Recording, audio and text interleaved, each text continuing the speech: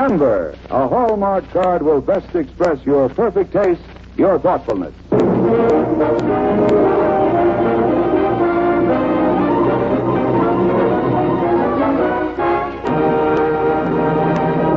The makers of Hallmark greeting cards bring you a story of intrigue and danger. The true story of a young American agent at Casablanca, starring the young American actor Robert Mitchum.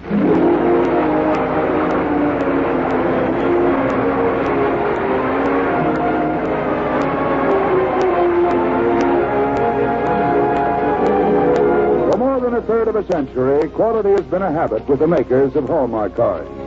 They have the pride of craftsmen in their name, Hallmark, Hallmark. That's why Hallmark cards are the kind of cards you can be proud to send, proud to receive. So when you want to send the very finest, look on the back for those three identifying words, a Hallmark card. Those three words, a Hallmark card, are your assurance of finest quality. They tell your friends you cared enough to send the very best.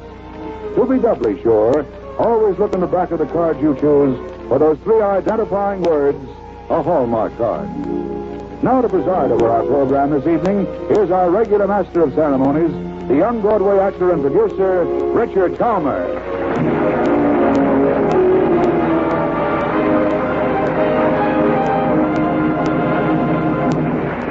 Thank you, Tom Shirley, and good evening, ladies and gentlemen.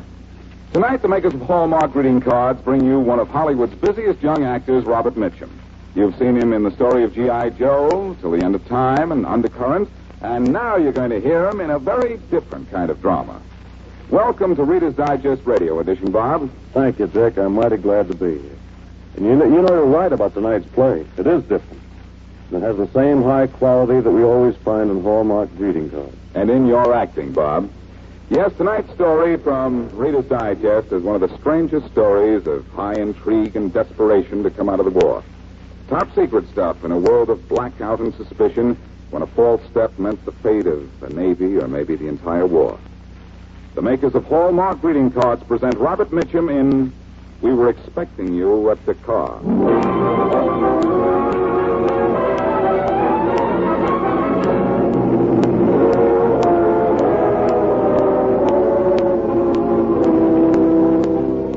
Pitch-black night in November 1942, the Allied fleet moved silently and swiftly toward Casablanca to open the second front in North Africa. On board one of the battle wagons, two young officers whispered together. Quiet, huh? Yes, awfully quiet. Apparently the Germans don't expect us. No. You think there's anything fishy about this quietness? No, I think we're going to slip right into Casablanca without any trouble. Wonder where the German U-boats are. Why aren't they after us? Because they're a long way to the east of us. I know. They're expecting us at Dakar. The young naval officer who said that had good reason to believe the Germans expected us at Dakar, because he was one of the men who had led the Germans to think that was where we would strike. This is his story. It starts much earlier when he was in Washington assigned to naval intelligence. One day he was summoned to the Office of Strategic Services where Colonel William Donovan himself spoke to him. You're Donald Custer, eh? Yes, sir. They tell me you're smart. I'm sorry. Sorry? Why? Well, that'd mean you had some work for me to do. You are smart. And I'm lazy, too, sir. You haven't even heard what the job is, and yet you don't want it. Why? Well, if your office is getting out, it's going to be dangerous, sir. And you're afraid of danger? I'm scared to death. Good. If you weren't afraid of danger, you'd be foolhardy and bungle the whole thing. As it is, I'm afraid you'll have to give up trying to get out of it, Custer. All right, sir, but you can't blame a guy for trying. Not at all. I wouldn't like this assignment myself. What is the assignment, sir? We're going to take you out of that uniform, Custer. From now on, you dress in civies. Every dark cloud has a silver lining. Well, you're still in the Navy, but nobody's to know that. You're going on a payroll of the State Department. You'll be a vice consul. Yes, sir? Where? In Casablanca. Casablanca? That's in Africa, isn't it, sir? Yes. Now, listen carefully, Costa, because we can't write any of this down. There's a German Armistice Commission in Casablanca enforcing the terms the Germans imposed on the French in 1940. Officially, that's their job, and they're doing it. All too well. But they have another job. Espionage? Espionage. They're trying to find out anything and everything that they can. But one thing particularly. The Germans want to know, and the German Armistice Commission in Casablanca is trying to learn where we'll invade. And I'm to try to keep them from finding out. No, Coster. You're to help them find out. The wrong place. Ooh. Yes. Your job is to make the Germans think we'll invade at Dakar. Dakar. Right, sir. How do I go about it? That's entirely up to you, Coster. Well, that sounds like a large order. It is a large order. Now we'll start by getting the German intelligence to accept the fact that there's a man named Koster in the State Department. You'll be assigned to England first. You'll show up at diplomatic dinner parties, all that sort of thing, until we think it's time to send you to Casablanca. And from then on, I'm on my own. That's right. Any questions? No, sir, I've got it straight.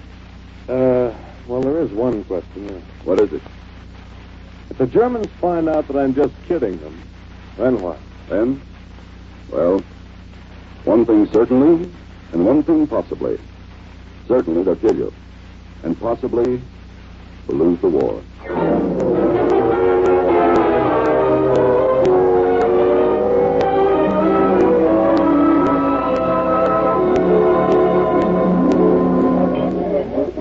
Mr. Costa? What? Oh, hello, Evelyn. Nice party, isn't it? Yes, it is. You know, it's amazing to me how you people in London manage to keep up your spirits. Nonsense. The privations are good for the waistline. I hear you're leaving London. Who told you that? Shouldn't I know? Oh, I suppose it's all right for you to know. Yes, I'm leaving tomorrow. For Casablanca? Who told you that? Nobody. Then why did you pick on Casablanca? Just a hope I have. Yes? Yes. I have a friend there. I'm afraid he's in a Vichyite concentration camp.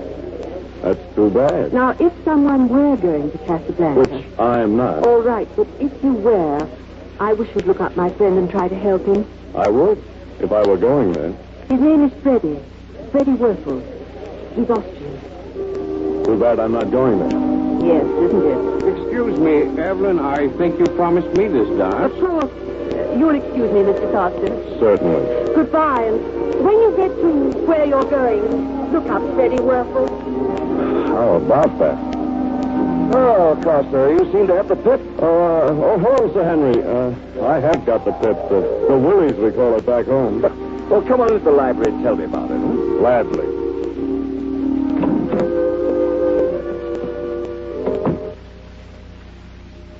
Sit down.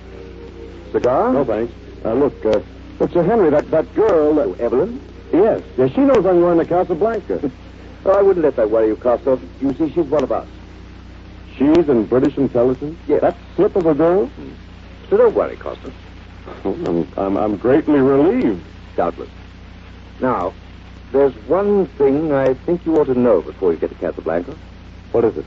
You've got to watch out for General Theodor Auer. General Theodor Auer. The chief of the German Armistice Division. He's the man you're going to have to fool.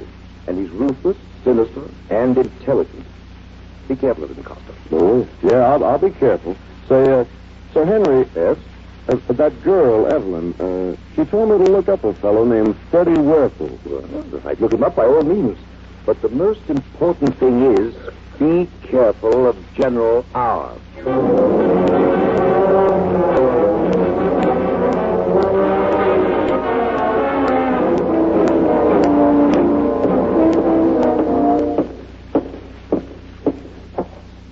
General Auer.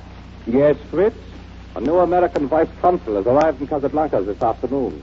His name? Costa. Donald Costa. Here's his record. Donald Costa. Yes. 28 years old. Advertising agency executive before the war. Received a commission in the Navy.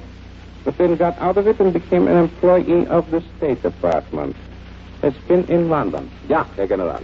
It is from London that he comes. Yes. The question about Mr. Donald Costa, Fritz, is this. Did he use influence to get out of uniform? Or did the Americans take him out of uniform to fool us? What has he done since he arrived? Went from the airport to the Grand Hotel. Stayed there 1 hour. Made one phone call to the American Embassy. Took a taxi to the embassy. Stayed there only half an hour. Went back to the hotel. Nothing suspicious? Just one thing, Herr General. When he called the embassy, he asked if anyone there knew a man named Freddy Werfel. Did they know a man named Freddy Werfel? No, Herr General. Do we know a man named Freddy Werfel? Ja, Herr General. He is Austrian. He is in one of our camps. Release him. Bring him to me. I can use Freddy Werfel.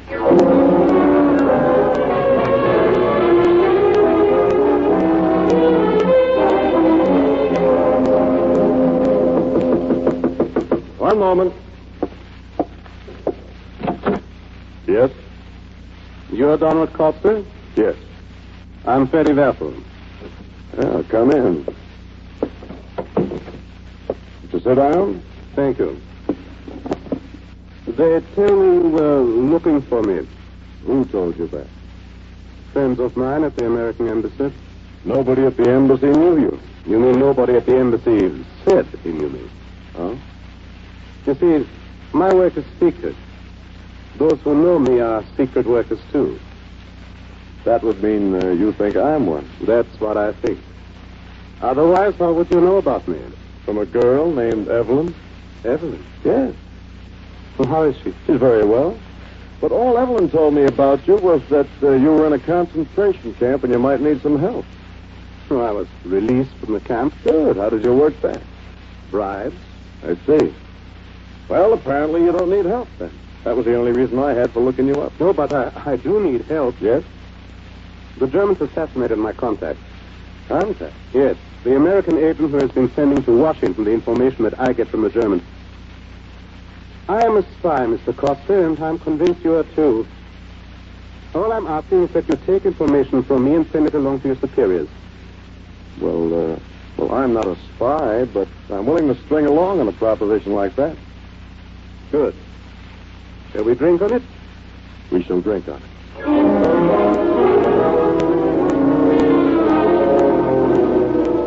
Well, Freddy Werfel, did Donald Costa believe you? Or do I send you back to the concentration camp? Donald Costa believed me, General. I'll be able to do what you want me to do with him.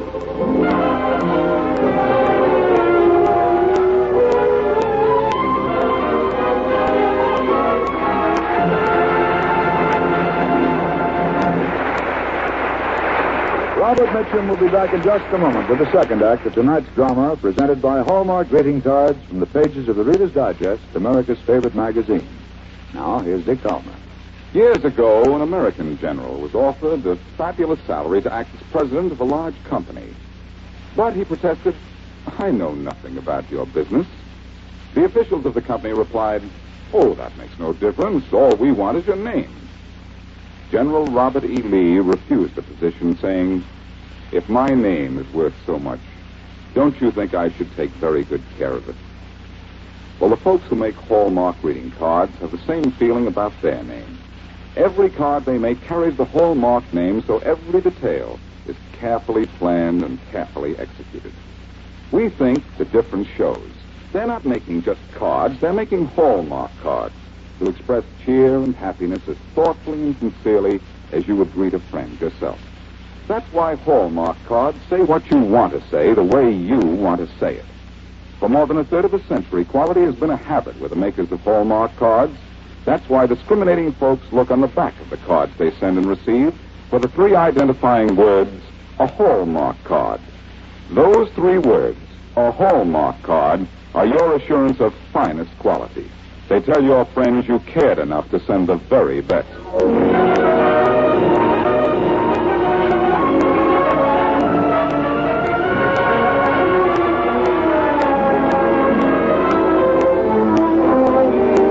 In the weeks that followed, Donald Costa was busy, but not with State Department business.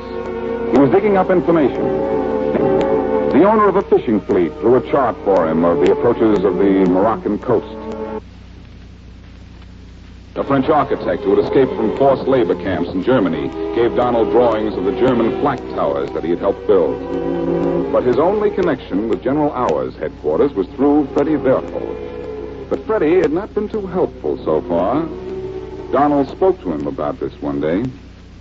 You know, Freddie, this information you've been getting for me, it's pretty sketchy. It's reliable. Yeah. Yes, whenever we've been able to check it, we've found that it's true. We've also found that it's usually something that our intelligence already knew. I wouldn't be surprised. I know just as well as you do that the information I've given you is trivial stuff. And you say it comes directly from General Auer's headquarters? Yes, as a matter of fact, it comes directly from General Auer himself. Oh, that's very interesting. How do you get it? I trick it out of him. Naturally, he doesn't give away any big secrets. You trick it out of him. Frankly, I don't believe that. No? No. General Auer's a little too smart to be fooled by you. Now, listen. No, you listen to me. You know, you haven't been frank at all. You've been telling me lies. Every bit of information I gave you... Every bit of information you've given me is correct. Correct and useless. Except the information you gave me about yourself. You lied to me, didn't you? No. All right, no. Now, let's take a look at what you told me. You told me that you had bribed your way out of a concentration camp. And you told me that you wanted to give me information because your American contact had been assassinated. And you don't believe me? I believe one thing in your story, that you were in a concentration camp. But you didn't get out by bribing anybody. General Auer let you out. He let you out because he knew I was looking for you. And he felt that you might win my confidence and you might get some information from me. It's ridiculous. Is it? Then explain this. No American agent in Casablanca has disappeared. No American agent has been assassinated.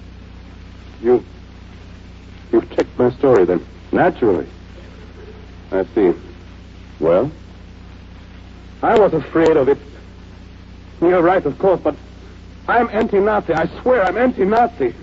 I had to do what I did. Or else you'd have been sent back to the concentration camp. Yes, and they would have killed me there. All right. Now we understand each other. Now, what's the general's game? I don't know. He wants me to get information from you. But you haven't asked me for any yet. I've been working up to it.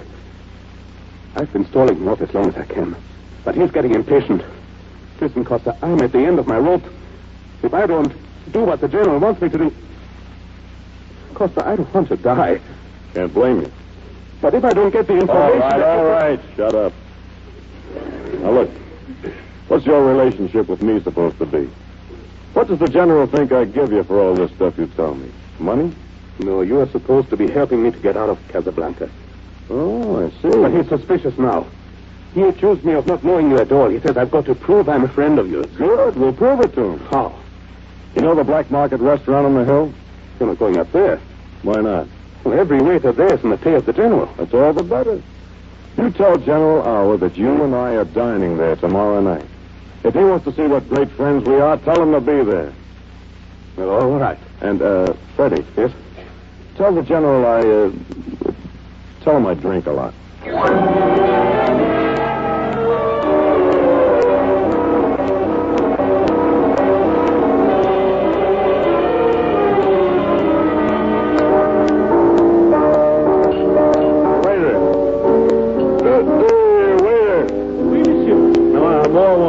Yes, monsieur.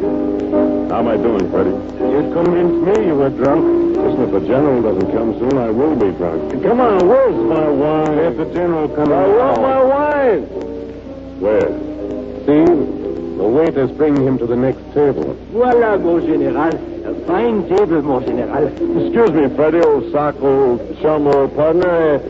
Say, waiter, what are you doing with this, man? Will you get me my wine? One moment, monsieur. I'm seeking the general. General, say, are you a general? Yes, I'm General Auer. Well, I don't like your army, and I don't like your country either. The feeling is quite mutual. Waiter, will you kindly steer this fellow back to his own table? Yes, mon général. Come, Monsieur Costa. You see, I have your wine for you. Well, it's about time, eh?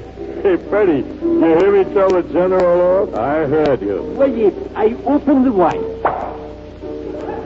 There you are, monsieur. Okay, now go on back and wait on that lousy general. Voyez, monsieur, if you want me, call me, monsieur. I'm scared to death, Costa. You can't speak to General Hour the way you did. Don't worry, Freddie. I know what I'm doing.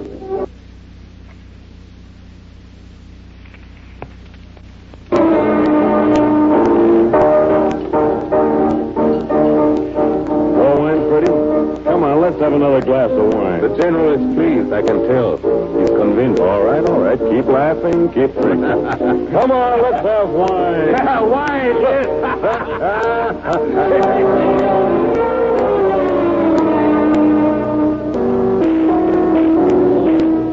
I think it's a shame. It's a shame. I'm going to see that lousy general about it. I think it's a shame. What are you doing? Shut up. Will you string along? I'm going to see that lousy general right now. You wait right there, Freddie, old boy.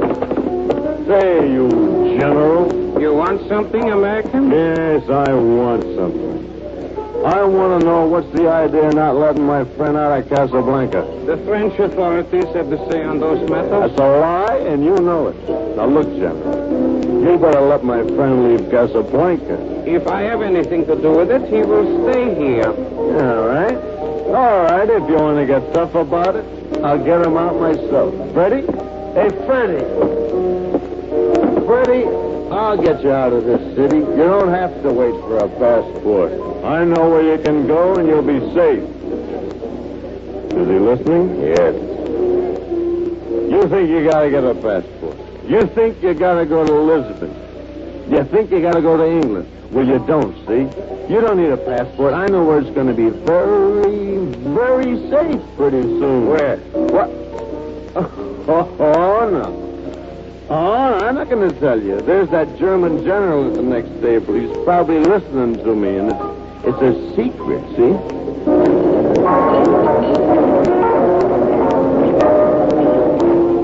Waiter. Oui, mon général.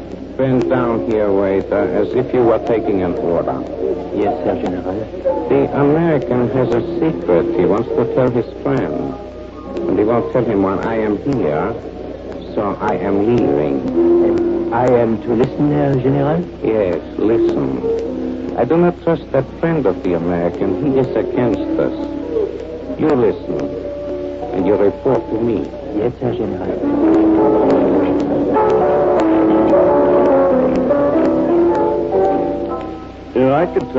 I can tell you where it'll be very safe. The general's leaving. Good. Goodbye, General. Good riddance. Good riddance. Hey, waiter. He's gone. What do we do now? Just what I wanted. Yes, sir. Yes, sir. I can tell you where it'll be safe. You wanted me, monsieur? Look, wait a minute, will you, waiter? I gotta tell my friend something. Now, Freddie, listen.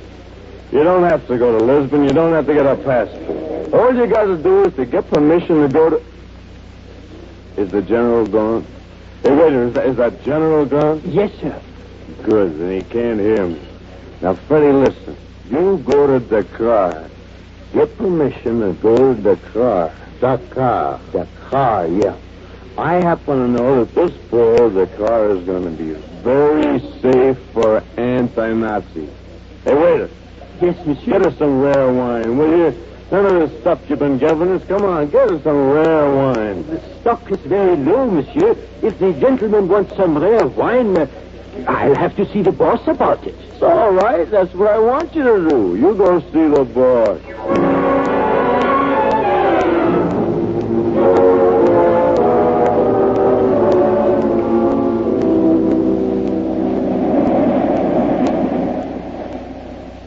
Quiet, huh, Custer? Yeah, it's awfully quiet. We ought to start bombarding pretty soon. Yeah. This place we're invading, this Casablanca, wonder what it's like. You know, I was there once. Not long ago. Did you like it? I was scared to death every minute I was there. That's the bombardment. This is it.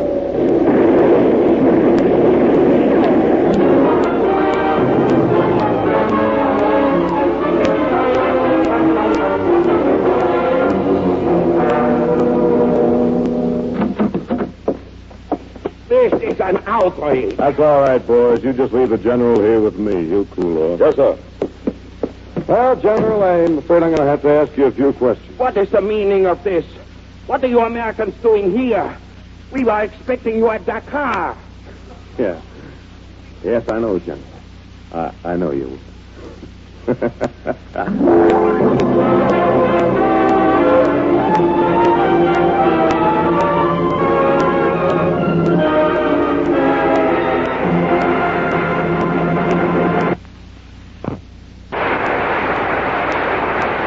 Thank you, Robert Mitchum, for a great performance. I enjoyed the role, Dick. I really enjoyed it. But to tell you the truth, I'm still scared. You know, I wonder if the men who pulled off that trick will ever find life as exciting as that again. It may not be exciting, but it's still tough. You know, we have a great many men in the armed forces today, here and abroad, and the Red Cross continues to provide recreation for those men through clubs and facilities throughout the world. They need now $60 million to continue those services. That's why we're saying tonight, give to the Red Cross as generously as you can. By giving, you are directly helping the men now serving in the armed forces overseas and at home. You know, Dick, that makes you stop and think.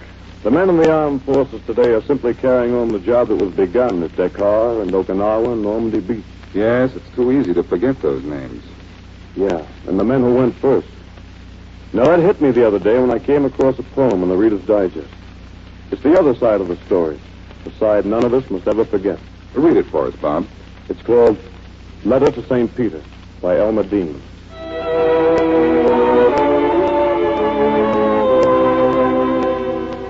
Let them in, Peter. They're very tired. Give them the couches where the angels sleep. Let them wake whole again to new dawns fired with sun, not war. And may their peace be deep. Remember where the broken bodies lie. Give them things they like. Let them make noise. God knows how young they were to have to die. Give swing bands, not gold harps, to these, our boys. Let them love, Peter. They've had no time. Girls sweet as meadow wind with flowering hair. They should have trees and bird song, hills to climb, the taste of summer in a ripened pear. Tell them how they're missed. Say not to fear. It's going to be all right with us down here.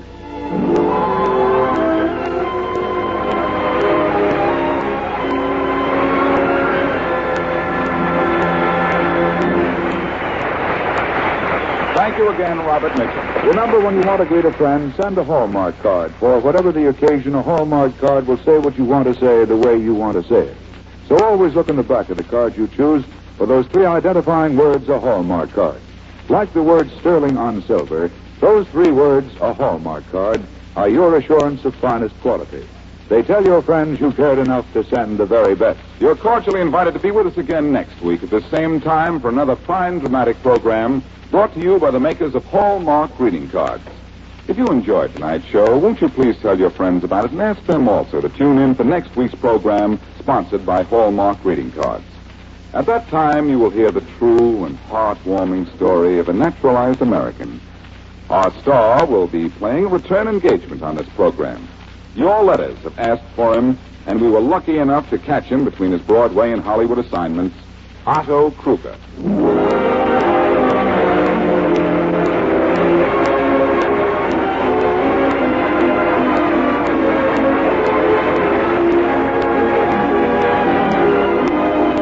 Robert Mitchum appeared through the courtesy of David O. Selznick and may currently be seen in RKO's The Locker.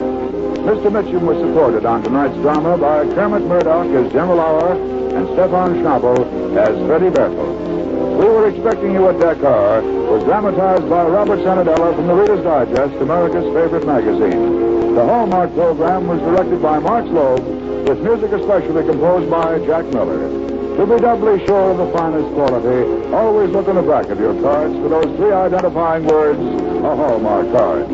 This is Tom Shirley speaking for the makers of Hallmark greeting cards and for your friendly Hallmark dealer. You'll find a wide selection of Hallmark cards at America's finest shops and stores. Remember, a Hallmark card will best express your perfect taste, your thoughtfulness.